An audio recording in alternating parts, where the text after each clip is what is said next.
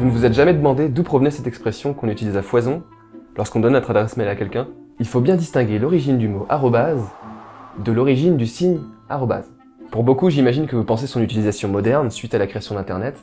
Eh bien non, puisque le symbole arrobase a servi pendant des siècles dès la Renaissance dans le monde du commerce. Il surgit même avant, en période gothique au XIIe siècle, où on le retrouve sur des comptes de marchands florentins, symbolisant l'amphore, une unité de poids et de mesure. Mais c'est chez nos amis américains qu'il se répand rapidement dès le XIXe siècle, avec un sens différent destiné à donner le prix unitaire d'une marchandise, en disant par exemple 6 bouteilles à 5 $ pièce, que l'on lit 6 bottles at 5 $.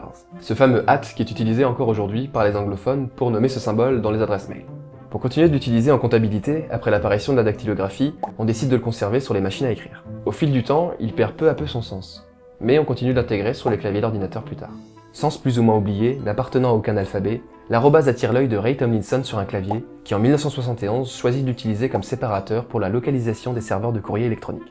Une autre théorie tendrait vers une origine plus ancienne encore. Une indication assez vague du linguiste Berthold Louis Suhlmann propose une apparition de ce signe chez les moines copistes du début du Moyen-Âge. Il représenterait le mot latin ad, signifiant vers, près de ou à, dont les lettres A et D ont fini par se confondre, le D s'enroulant autour du A. L'étymologie la plus probable du nom francophone arrobase serait une déformation du castillan arroba, une unité de mesure espagnole équivalent à 25 livres, soit 12 kilos environ.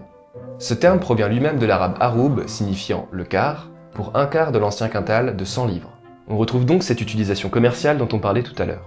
Il existe d'autres hypothèses plus récentes comme la déformation de aromba. À l'époque de l'imprimerie, les majuscules étaient en haut de casse, et les minuscules étaient en bas. Donc, aron, en bas de casse. Malgré ce débat qui existe encore, je trouve intéressant de se dire qu'un terme qui aurait servi à déterminer le prix ou le poids de certaines marchandises puisse servir aujourd'hui à donner une information significative, voire primordiale, sur nos coordonnées.